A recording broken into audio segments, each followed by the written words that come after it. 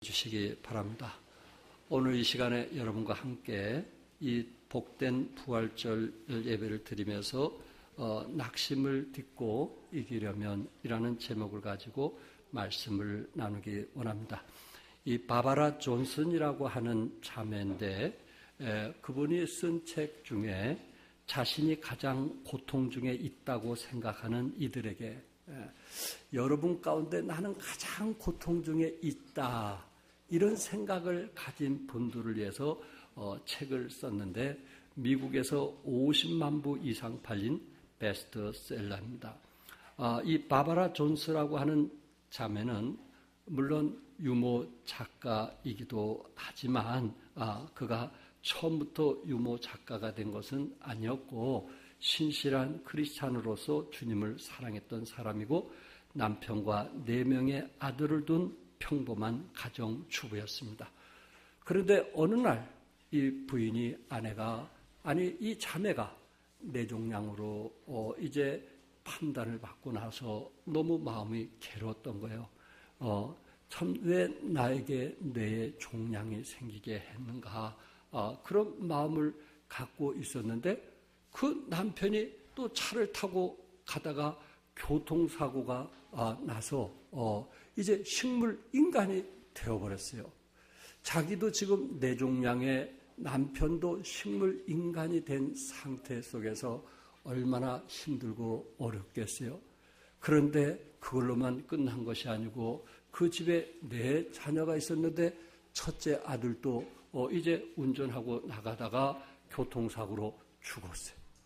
그리고 둘째 아들은 베트남에 이 군인으로서 전쟁에 나가게 됐는데 그 베트남 옛날에 우리는 월남 전쟁이라는데 그 월남 전쟁에 나가서 거기서 둘째 아들은 이제 죽게 된 거예요. 그리고 셋째 아들은 이 동성애자를 이제 좋아해갖고 가출하게 되었고 아주 집안이 정말 엉망진창이 된 거예요. 혹시 여러분 가정이 이렇게 엉망진창된 가정이 있나요? 아마 이 한 가족이 이렇게 욥 가정처럼 이렇게 참 너무너무 힘든 가정은 보기가 힘들 겁니다. 그런데 이 자매가 그런 상황 속에서 얼마나 하나님을 순간 원망했어요. 하나님, 나는 뇌종양이요, 남편은 교통사고로 식물 인간이요, 첫째 아들은 교통사고로 죽었고 둘째 아들은 월남 전쟁에 나가서 죽었고 셋째 아들은 동성애자를 추모하고 좋아해가지고 쫓아다니고 이런 상황에 놓이게 되었어요. 그의 마음이 얼마나 힘든지 아시겠죠? 우리는 우리 스스로 뇌종양만 걸려도 겁이 나고 두렵고 힘든데 남편까지 식물인간이 됐으니 또한 자녀들까지 그렇게 해서 죽음을 당했으니 얼마나 힘들고 어렵겠는가. 그래서 이분이 순간 참 너무 힘든 거예요. 세상 살고 싶지 않은 거예요. 우울증까지 걸리게 된 거예요. 너무 힘들어서. 그래서 하나님 앞에 그렇게 눈물로 새벽마다 나가서 기도하는데 하나님께서 갑자기 그 마음속에 네 인생 이 어려울 때 왜 잡초 같은 인생으로 살기 원하느냐. 이왕이면은 아름답게 핀 꽃처럼 한번 소망을 가지며 살아가면 어떻겠느냐. 이런 상황에서 좌절하고 낙심할 게 아니고 이런 속에서 네가 한번 소망을 갖고 살아가면 어떻겠느냐. 그게 불현듯 마음에 와닿는 거예요. 정말 좌절과 낙심과 실망 속에서 성령께서 주신 메시지였어요. 그래서 하나님, 그렇군요. 어차피 내가 이왕 밑바닥인 거, 이 이상 밑바닥이 없다면 내가 한번 여기서 하나님 의지하고 한번 믿음으로 살아보겠습니다. 이왕이면 잡초가 아닌 이런 좋은 꽃처럼 소망을 가지고 살아보겠습니다. 그러면서 그가 감사기도 하기 시작했고 그리고 주어진 환경에 하나님께 영광을 돌리며 열심히 주님을 섬기는 믿음의 자매가 되었어요. 그런데 어느 날 하나님께서 그 뇌종양을 치유해 주시고 그리고 남편이 식물인간에서 돌아오게 된 거예요. 얼마나 놀라운 역사였겠어요. 그래서 부부가 하나님께서 우리를 치료해 줬다는 것에 대해서 너무 감사해가지고 이제 월남 전쟁에서 미국 군인들이 이제 그곳에서 전사된 숫자가 50만 명이 넘는다는 거예요. 50만 명 젊은 군인들이. 그래서 그 죽은 군인, 자기 아들처럼 전쟁에 나가서 죽은 아들들 주소를 찾아가지고 그 부모를 찾아가면서 위로하고 격려하고 전도하면서 그의 죽음은 결코 헛된 죽음이 아닙니다. 그의 죽음은 미국을 위한 죽음이고 전 세계를 위해서 위한 죽음입니다. 하면서 이 부부가 그들을 위로하기 시작했어요. 그리고 동성애자 그 아들을 생각하면서 동성 그 애자들에게 복음을 전하는 그리고 이렇게 해서 믿음으로 살아야 된다는 그 일을 또 하기 시작하니까 아들이 다시 돌아오는 역사가 일어나게 되었습니다. 참 절망 중에 낙심 중에 실망 중에 뭔가 하나의 실마리라도 붙들고 싶은 그 믿음 그거 하나 붙들면서 회복이 되고 그리고 이제 많은 대학교에 또한 이제 회사에 많은 사람들에게 강의를 나가면서 책을 쓰기 시작했고 작가로서 소문이 나게 되었습니다. 그 책자에서 이분은 이렇게 이야기를 하고 있습니다. 삶이란 항상 당신이 바라는 대로 되는 것이 아닙니다. 그런데 자신이 처해 있는 불행한 현실 때문에 낙담, 좌절감, 고독, 절망이라는 인생의 삶 속에서 헤어나지 못하든가 아니면 하나님의 무한하신 사랑을 느끼며 어느 곳에도 비할 길 없는 기쁨을 누리며 사는가는 당신이 선택에 달려 있습니다. 우리는 인생의 가시를 선택할 수도 있고 인생의 꽃을 선택할 수도 있습니다. 가시를 선택할 수도 있고 뭘 선택할 수도 있다고요? 꽃을 선택할 수도 있다. 여러분과 내가 지금 혹시 실망과 낙심, 그동안 내가 하나님을 믿노라고 하면서 어떤 상황 때문에 혹시 우리 마음이 조금 절망과 실망과 낙심이 되고 있다면 우리는 지금 우리의 삶 속에 가시를 선택하고 있는지 인생의 꽃을 선택할 것인지 여러분들이 결정할 수 있기를 바라고 그 결정에 따라 여러분들은 행복한 삶을 살든지 매 순간순간 낙심과 실망과 좌절 속에서 살 수 있다는 것을 말해주고 있습니다. 오늘 특별히 본문에서 예수님께서 십자가 처형 후 사흘째 되는 날 엠마오라는 마을을 향해 길을 가는 두 제자의 이야기입니다. 이들은 실망과 이들은 낙심과 이들은 절망 가운데 이제 그동안 자기가 쫓았던 주님이 십자가에 달렸다는 그 사실로 인해서 낙담과 실망 속에 자기 고향으로 지금 돌아가는 그런 이야기입니다. 여러분과 나도 혹시 이런 실망과 어려움이 있다면 실망을 딛고 부활하신 예수님을 통해서 승리하는 이 시간이 될 수 있기를 주님의 이름으로 축복합니다. 첫째, 이 낙심이라고 하는 것은 오늘 본문의 내용을 보니까 부정적인 영향을 미치게 되더라. 낙심과 절망을 할 수 있겠지만은 그것은 우리를 더 부정적인 사람이 되도록 하더라 하는 것입니다. 17절에 예수께서 이르시되 너희가 길 가면서 서로 주고받고 하는 이야기가 무엇이냐 하시니 두 사람이 슬픈 빛을 띠고 머물러 서더라. 두 사람의 얼굴이 어떻게 했어요? 슬픈 빛을 띠었다. 이 두 사람 중에 한 사람의 이름은 누구냐면은 글로바라고 하는 사람이고 한 사람의 이름은 밝혀지지 않는데 그 사람이 혹시 여러분과 내가 아닌가 라는 생각을 가지시고 오늘 이 두 사람이 어느 일요일 날 예루살렘에서 한 30km 정도 떨어진 엠마오라고는 작은 마을로 가고 있었던 것입니다. 엠마오라는 이름의 뜻은 알지 못하는 길이라는 뜻입니다. 그러니까 저들은 그 엠마오라는 그 뜻처럼 불확실한 길, 방황의 길, 하나님을 떠난 가서는 안 될 그런 길로 가고 있는 것입니다.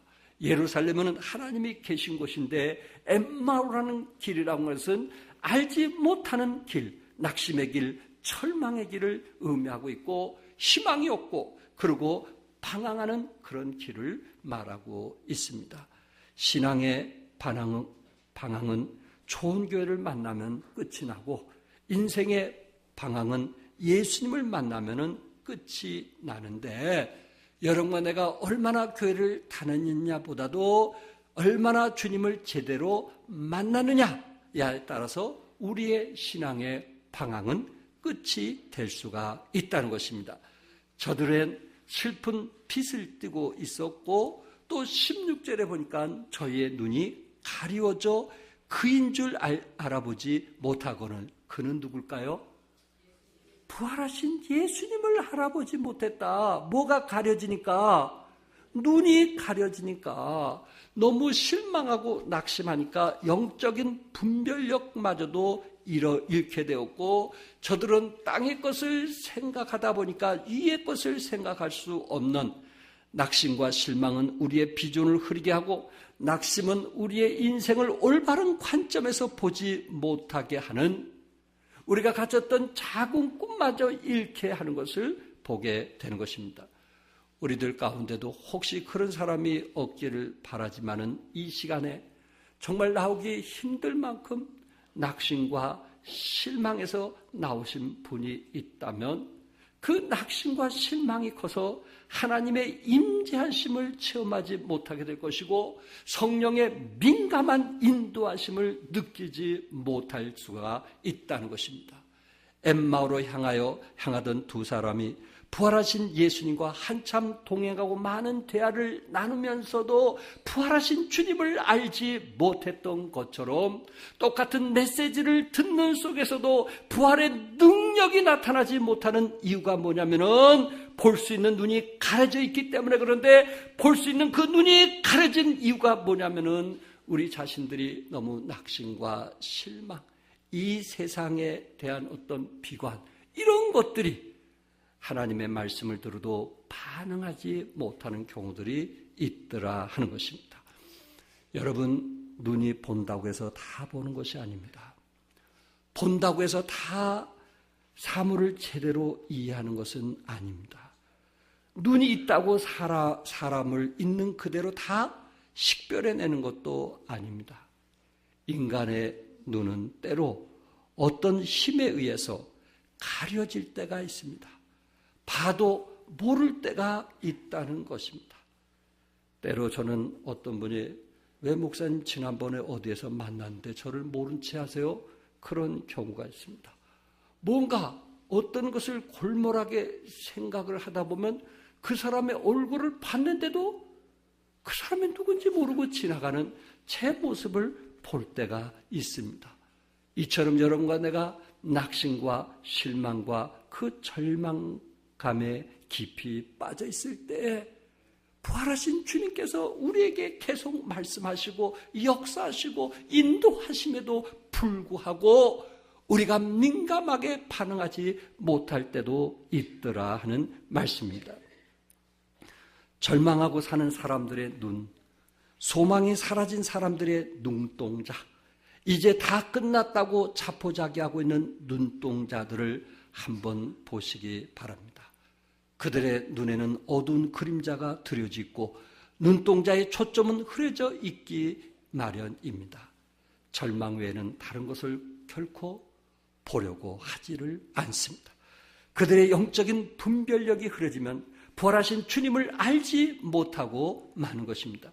눈이 절망으로 어두워진 상태에서 부활하신 주님을 볼 리가 만무합니다. 주님을 믿고 따른다 하면서도 주님의 승리를 내 승리로, 주님의 기쁨을 내 기쁨으로, 주님의 영광을 내 영광으로, 주님의 부활을 내 부활로 여기지 못하고 살아가는 사람들이 우리 주위에 있을 수 있다는 것입니다. 사실 주님이면 충분합니다. 아멘요? 예수님이면 충분합니다. 예수님이면 우리는 만족합니다. 우리는 그런 고백 속에서 살아야 되는데 우리 낙심과 실망이 결국 예수님은 충분합니다라는 그런 것을 인식하지 못하고 살아갈 때가 있더라는 말입니다. 오늘도 주님은 우리를 위하여 천국을 예배하고 계시고, 오늘 주님은 우리를 위하여 가장 좋은 곳을 준비하셨고, 오늘도 주님은 우리를 위하여 좋은 곳을 위해서, 그리고 그분이 이 땅에 다시 오실 때 우리에게 면류관을 주기 위해서 오시는 분이시는데, 예수님으로는 충분한데, 예수님으로는 우리가 충분한데, 우리가 그것을 알면서도 우리가 깨닫지 못하고 슬픔과 낙심에 빠질 때가 있더라는 것입니다. 17절과 18절에 예수께서 이르시되 너희가 길 가면서 서로 주고받고 하는 이야기가 무엇이냐 하시니 두 사람이 슬픈 빛을 띠고 머물러 서더라. 그 한 사람은 글로바라 하는 자가 대답하여 이르되 당신이 예루살렘에 체류하면서 요즘 거기서 된 일을 혼자만 알지 못하느냐. 슬픈 빛을 띠고 머물러 서더라고 했습니다. 그들은 감정적으로 다운되었고 힘과 에너지가 빠져나갔을 것이며 모든 의욕이 사라지게 되었습니다. 우리 주님께서 길을 가면서 무슨 이야기를 나누냐고 했을 때 글로바는 뭐라 그랬어요? 예루살렘에서 최근에 일어난 일을 네가 알지 못하느냐? 지금 예루살렘에 있는 모든 것 때문에 지금 난리 나고 있는데 지금 예수님에게 하는 말이에요. 당신은 그것도 알지 못하느냐? 하면서 희망적인 얘기보다는 냉소적으로 대답하는 것을 보게 됩니다. 무엇을 믿지 않았기 때문에? 부활을 믿지 않았기 때문에. 그 사건이, 십자가의 사건이 냉소적으로 너는 예루살렘에서 일어나는 일도 모르냐? 예수님이 그렇게 비참하게 죽은 일 그것도 모르냐? 이렇게 지금 냉소적으로 대답하는 모습을 우리가 보게 됩니다. 그들의 마음이 부정적인 마음, 예수님의 부활의 소식에 대한 그들의 반응은 부정적인 생각이었어요. 22절과 24절에 또한 우리 중에 어떤 여자들이 우리로 놀라게 하였으니 이는 그들이 새벽에 무덤에 갔다가 그의 시체는 보지 못하고 와서 그가 살았다는 천사들의 나타남을 보았다 함이라. 이렇게 지금 예수님에게 얘기하는 겁니다. 예수님의 무덤이 비었더라. 그리고 그가 살아나셨더라. 이렇게까지도 얘기하면서 실망과 낙심과 좌절이 컸기 때문에 그것을 받아들이지 못하는 저들의 모습을 한번 생각해 보시기 바랍니다. 왜 우리가 지금 낙심하고 있어요? 왜 우리가 실망하고 있어요? 부활하신 주님을 우리가 알면서도 믿지 못하는 실망이 더 크고 낙심이 더 크고 우리의 좌절감이 더 크기 때문에 인생이 모든 것이 뜻대로 되지 않는다는 생각이 너무나 우리에게 꽉 차 있기 때문에 생기가 없고 의욕이 없고 부활의 능력이 없는 그런 삶을 살고 있지 않느냐 말이에요. 세상 사람들이 그냥 흘러가는 대로 죽은 고기처럼 그냥 흘러가는 그런 모습들이 우리 안에 있지 않느냐 하는 거예요. 낙심과 실망이 얼마나 큰지 아시겠죠? 무덤이 비어있다는 말을 듣고 그들은 누군가의 시체를 훔쳐간 것으로 생각했어요. 아이러니하게도 가장 좋은 소식이 가장 나쁜 소식으로 받아졌다는 것입니다. 여러분과 나는 그러지 아니하기를 바랍니다. 가장 좋은 소식이 가장 좋은 소식으로 은혜 되시기를 바랍니다. 그것이 그분에게는 나쁜 소식으로 받아지게 되었습니다. 두 번째 낙심은 이 낙심할 때 절제를 해야 합니다. 다시 말해서 저들은 기대한 만큼 이루어지지 않았을 때에 그들은 실망하고 낙심했다는 것입니다. 우리는 이 사람이 이스라엘을 속량할 자로 바랐노라 이뿐 아니라 이 일이 일어난 지가 사흘째요. 이스라엘을 속량할 자로 바랐노라. 이 두 제자는 예수님이 어떠한 사람으로 기대하면서 따라갔는가? 그것은 예수님이 이스라엘을 해방시킬 분으로 믿고 기대했다는 거예요. 로마의 억압에서 자유를 찾아주고 가난에서 자기들을 해방시켜주고 물질적인 풍요를 가져다주는 정치적 경제적 메시아로 예수님을 따랐던 것입니다.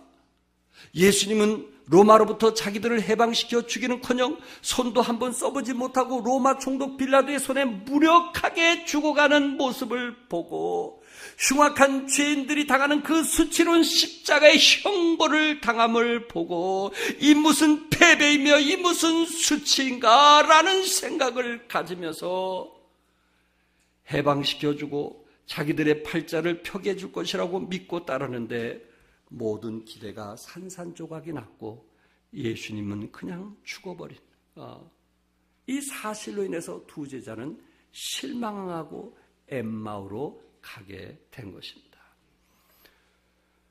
이들의 예에서 볼 수 있듯이 실망은 충족되지 못한 기대에서 오는 것입니다. 실망이라는 것은 의미의 영어 단어의 disappointment라는 단어를 썼는데 이 단어의 의미는 정해진 대로가 아닌 그게 실망이란 말이에요. 자기가 원한 대로 되지 않았을 때 뭐 하는 거예요? 실망하는 거예요. 내심 생각하고 기대했는데 그것이 그대로 되지 않았을 때 우리는 낙심하고 절망하는 거예요. disappointment. 여러분과 내가 때로 어떤 것이 기대했는데 어떤 것을 믿었는데 어떤 것을 되라고 생각했는데 그렇게 되지 않았을 때 우리는 때때로 실망하고 좌절할 때가 있더라고요.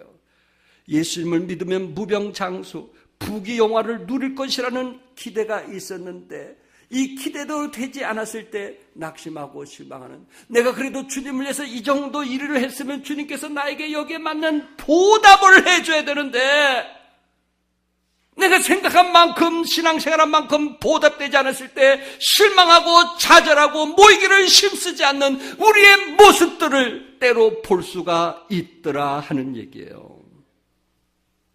우리는 이미 기대하고 있는 거예요. 우리는 보상을 기대하고 있는 거예요. 자기 어떤 뜻에 하나님을 맞추려고 하는, 내가 아버지의 뜻에 맞추려고 하는 것이 아니고 아버지 하나님께서 내 뜻에 맞춰서 보상해 주기를 원하는, 그렇게 되지 않았을 때 실망의 늪에서 빠져나오지 못하는 우리들의 모습을 보게 됩니다. 우리가 종종 그러지 않나요?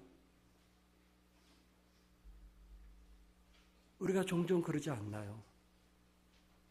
고난의 길을 간다고 했던 사람들이 오늘 찬송처럼 우리는 주님의 십자가를 지고 고난의 길을 간다고 했던 사람이 내가 뜻대로 되지 않았을 때 실망하고 주님을 등지고 멀리하는 우리들의 모습이 아닌가. 시편 49편 20절에 종기 하나 깨닫지 못하는 사람은 멸망하는 짐승과 같다고 했어요. 여러분과 나에게는 깨달음이 있기를 바랍니다. 깨닫는다는 것을 열린다는 거요. 깨닫는다는 것은 영안이 열리는 거예요. 깨달음이라는 것은 귀가 열리고, 깨닫지 못하는 사람은 눈이 있어도 보지 못하고 귀가 있어도 듣지 못하지만 깨닫는 사람은 지각이 열리고 깨닫는 사람은 영적 감각이 열리는 거예요. 우리는 하나님의 뜻을 깨닫는 여러분과 내가 될 수 있기를 바랍니다. 말씀을 들을 때 깨달을 수 있기를 바랍니다. 말씀을 들을 때 성령님의 도우심을 통해서 깨달을 수 있기를 바랍니다. 그러지 못할 때 낙심과 실망이 우리를 크게 만들어서 절망하고 하나님을 틈을 칠 수 있게 하더라는 것입니다. 끝으로 낙심은 부활의 신앙을 통해서만이 회복할 수 있다는 것을 25절에서 30절에 말씀했는데, 여기 31절에 보니까 그들의 뭐가 밝으니까 예수님을 알았다 그랬어요? 눈이 밝았어요. 조금 전에 눈이 어떻게 됐어요? 어두웠어요. 그런데 영안이 뜨거우니까 이분이 예수님이구나. 부활하신 예수님이구나. 오히려 이분이 우리가 낙심과 실망할 것이 아니고 이분이 더 큰 일을 하기 위해서 부활하셨구나. 두 제자가 눈이 뜨게 되었습니다. 우리에게는 육체의 눈이 있고 영의 눈이 있습니다. 육체의 눈은 사물을 보고 하늘과 땅을 보고 그리고 사람을 보는 눈입니다. 육체의 눈의 기능은 놀랍고 신비합니다. 눈에는 30만 개의 회로가 있고 안구에는 1억만 개의 신경세포가 있어서 거리, 광도, 색상을 자동으로 조절한다고 합니다. 그러나 파스칼은 유명한 얘기를 했어요. 그 눈으로는 지극히 큰 것도 볼 수 없고 지극히 작은 것도 볼 수 없다고 했어요. 그 눈으로는, 우리의 눈으로는 지구를 볼 수 없고 아메바 같은 미생물 극히 작은 것도 뭐 할 수 없어요? 볼 수가 없어요. 여러분들이 아무리 지켜떠도 눈을 아무리 지켜떠도 눈썹 볼 수 있어요? 아무리 지켜떠도 눈썹 볼 수 있어요? 없어요? 없어요. 아무리 시력이 2.0이라도 안 보여요. 우리는 제한된 것만 보는 거예요. 너무 큰 것도 볼 수 없고 너무 작은 것도 볼 수 없고, 우리 귀도 마찬가지예요. 너무 큰 것도 들을 수 없고 작은 것도 들을 수 없어요. 우리는 연약한 거예요. 우리가 가지고 있는 다른 하나의 눈은 영혼의 눈이에요. 이 눈이 있어야 하나님을 보고 영원한 세계를 볼 수가 있어요. 자기 눈썹도 못 보는 눈, 자기 뒷머리도 못 보는 눈으로 하나님을 본다는 것은 있을 수가 없어요. 우리는 영의 눈이 떠져야 되는 거예요. 영의 눈, 이 영의 눈, 죄를 범하면 우리의 영의 눈이 어두워지는데 예수 그리스도를 통해서 영혼의 눈이 떠지게 될 때 하나님을 바로 볼 수가 있는 것입니다. 여러분, 창세기 3장에 보면은 사람이 범죄하고 달라진 것이 하나 있는데 그게 뭔지 아세요? 사람이 범죄하고 달라진 것이 있는데 죄를 범한 이후에 저들이 눈이 밝아졌다고 그랬어요. 그런데 저들의 눈이 밝아짐을 통해서 본 것이 뭐냐면 저들의 벌거벗은 수치를 보았다고 말하고 있어요. 육신의 눈이 밝아지면 벌거벗은 수치를 보게 되는 것입니다. 근데 영의 눈이 밝아지면 부활하신 예수님을 보게 되고 어떤 실망과 좌절과 낙심으로부터 우리는 일어날 수 있는 능력을 얻게 되는 것입니다. 복음적 기독교 잡지로 유명한 크리스천 투데이에 이런 기사가 실린 적이 있습니다. 하버드 의대의 정신과 교수로 있는 로버트 콜리스라고 하는 분이 연구 결과에 대한 이야기입니다. 이분이 어떤 사람들을 연구했냐면은 이 사회에서 불리하게 좀 태어난 사람, 가난하고 어렵고 힘든 그런 가정에서 태어난 사람, 또 집안이 망한 데서 태어난 사람, 이런 정말 힘들고 어려운 환경에서 태어난 사람들이 이제 뭔가 그것을 극복하고 성공한 사람들을 이제 연구하기 시작했습니다.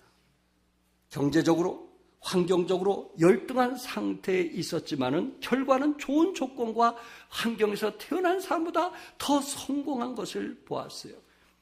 콜리스 교수는 이들이 다른 사람보다 이렇게 성공할 수 있었던 것은 내적인 힘이 강했다, 그렇게 결론을 내리고 있습니다. 그들을 인터뷰하고 그들을 조사한 결과 이 내적인 다른 사람보다 강한 힘이 있었다. 결국 내적인 강한 힘을 주시는 분은 누구실까? 그것은 부활하신 예수님이었다 라고 말하고 있습니다. 기독교는 절망으로 마치는 종교가 아니고 우리 안에 희망이 있음을 믿습니다. 기독교는 죽음으로 끝나는 종교가 아니고 그 안에 부활이 있음을 믿습니다. 신앙이라는 것은 누구를 만나는 거예요? 예수님을 만나는 거예요. 십자가에 죽으신 예수님을 만나는 게 아니고 부활하신 예수님을 만나는 거예요. 우리가 절망과 낙심 속에서도 빛나는 소망을 갖는 예수님을 만나는 것입니다. 25절과 27절에 이르시되 미련하고 선지자들이 말한 모든 것을 마음대로 더디 믿는 자들이요, 그리스도가 이런 고난을 받고 자기의 영광에 들어가야 할 것이 아니냐 하시고 이에 모세와 모든 선지자의 글로 시작하여 모든 성경에 쓴 바 자기에게 관한 것을 자세히 설명하시니라. 예수님이 무엇을 하셨느냐? 우리 주님이 그 실망한 제자들에게 말씀하고 있는 거예요. 구약 성경 전체를 통해서 기록되어 있는 주님 자신에 관한 예언을 오늘 25절, 26절에서 그것을 자세히 풀어주고 있는 것입니다. 코리텐 붐 여사는 열차가 터널을 지나가고 주위가 온통 어두워질 때 당신은 거기서 뛰어내리는가? 물론 아니다. 당신은 기관사가 그 터널을 통과시켜 줄 것을 믿고 자리에 가만히 앉아 있는다. 우리도 터널을 지날 때 가만히 앉아 있는 이유가 뭘까요? 부활하신 주님이 우리를 도와줄 것을 믿기 때문에 그렇습니다. 32절에 그들이 서로 말하되 길에서 우리에게 뭐 하시고, 길에서 우리에게 뭐 하시고, 말씀하시고 우리에게 성경을 풀어주실 때 우리 속에서 마음이 뜨겁지 아니하더냐? 제자들의 마음이 뭐였다 그랬어요? 뜨거웠다 그랬어요. 여러분 마음이 뜨거운 경험 해보셨나요? 이 두 제자들의 마음이 뜨거웠다 그랬어요. 크게 두 가지를 말씀하고 있어요. 저들의 마음이 뜨거워졌던 것은 실망과 낙심 가운데 엠마오로 가게 될 때 주님이 함께 하셨다. 주님이 동행하셨다. 주님이 저들과 교제하시고 말씀을 나누셨다.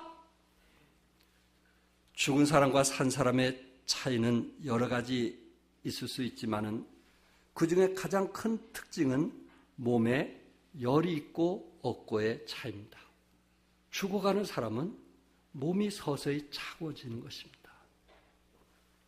죽음이 다가오면 몸이 차가워져요. 그러나 정상적인 사람 몸이 뭐예요? 뜨거워요. 뜨거워요. 어떤 분의 책을 보니까 이 젊은 청년을 뭘로 비유했냐면 우리가 어릴 때 닭을 죽이려면 어떻게 해요? 뭐가지 그냥 확 비틀어버려요. 그런 것에 피가 그냥 팍 나오는. 내가 그 책 읽지도 못해요. 그게 젊음이다. 피가 쏟아져 나오는 것이 젊음이다. 어떤 상황 속에도 딛고 일어난 것이 젊음이다. 청춘이다. 잘 표현했어요. 살아있는 사람 아니겠어요? 살아있는 사람 아니겠어요? 우리 몸에 어떤 책을 보니까 세균을 죽이는 것이 있는데 그 세균을 죽이려면 우리 몸이 뜨거우면 된다고 그래요. 뜨거우면. 우리 몸이 38도죠? 그런데 그거보다 우리 몸이 조금 더 뜨거우면 우리 몸에 세균을 죽인다는 거예요. 근데 나이가 들면 이 몸이 뜨거울 재간이 없는 거예요. 젊은 사람들은 조깅을 한다든지 뭐 자전거를 탄다 뭐 해서 우리 몸을 뭐 하게 해요? 뜨겁게 해서 우리 세균을 죽이는 거예요. 우리 몸이 우리 정상보다 조금 뜨거우면 우리 몸에 세균이 죽는 거예요. 그래서 찜질방에 가는 사람은 어떻게 됩니까? 그랬더니 찜질방 가가지고 우리 몸이 뜨겁지 않다는 거예요.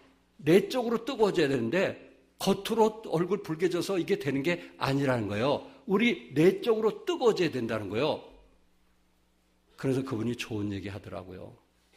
우리 몸이 뜨거워져서 나이가 들수록 우리 몸의 세균을 죽이려면 어떻게 하려면 요거는 피부가 맞닿아야 우리 몸이 뜨거워진다는 거예요. 그러니까 여러분이 나이 들수록 남편 꼭 안고 주무시기 바랍니다. 우리 몸이 뜨거워지는 방법은 그것뿐이 없다는 거예요. 우리 할아버지 할머니 손주들 볼 때 꼭 같이 껴안고 자세요. 우리 몸이 뜨거워지는 거예요. 그래서 세균을 이길 수 있는 힘이 있는 거예요. 그것이 제일 좋은 방법이래요. 제일 좋은 방법이래요. 근데 왜 이렇게 내 안에는 떨어져 자는지 난 모르겠어. 그게 제일 좋은 방법이라니까요. 젊은 사람만 붙어서 자는 게 아니고 하나님께서 부부를 그렇게 한 침대에 자기 만들어준 이유는 우리 몸을 뜨겁게 해서 세균을 이기게 하는 거예요. 그런 좋은 것도 있으니까 사랑하면 우리 몸이 뭐해져요? 뜨거워지는 거예요. 사랑하면. 누군가 우리가 사랑하면 뜨거워지는 거예요. 여러분 마음이 뜨거워지는 것은 누구를 사랑할 때 부활하신 예수님을 사랑할 때 우리의 마음이 뜨거워지고 우리 몸이 건강한 줄 믿으시기 바랍니다. 뜨거워지는 거예요. 우리 주님이 우리와 동행할 때 매 순간 버스를 타든지 길가에 가든 주님 어떻게 했으면 좋겠습니까? 주님 이런 문제는 어떻게 해결했으면 좋겠습니까? 하고 주님께 묻고 주님과 교제하고 주님과 동행할 때 우리 마음이 뜨거워지는 거예요. 또 하나는 하나님의 말씀을 들었기 때문에 그런 거예요. 예수님께서 성경을 풀어주실 때 우리 속에서 마음이 뭐에 따르세요? 뜨거워졌다. 하나님의 말씀을 통해서 우리가 하지 말을 것은 안 하고 하나님 말씀을 통해서 하나님이 인도한 대로 따라가고 하나님께서 우리에게 갈 길을 밝혀주시면 그 길을 가는 하나님 말씀과 함께 했더니 우리 마음이 뜨거워졌다. 그렇구나.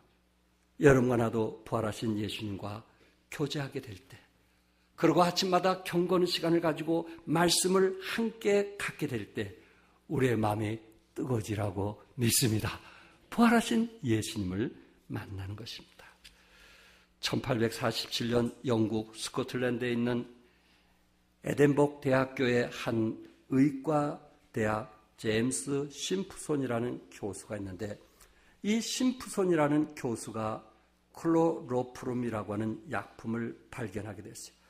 클로로프름이라는 것은 우리가 쉽게 아는 단어는 마취제.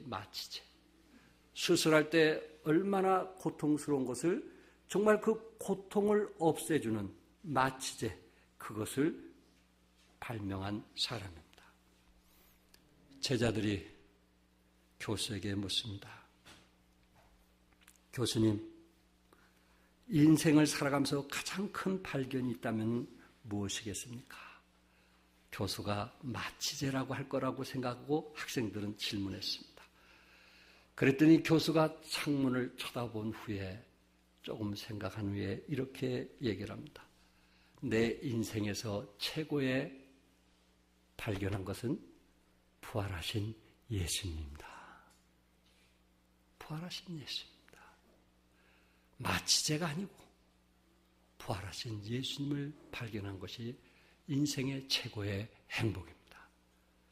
이 시간 부활하신 예수님을 통해서 행복한 여러분과 내가 되기를 주님의 이름으로 축복합니다.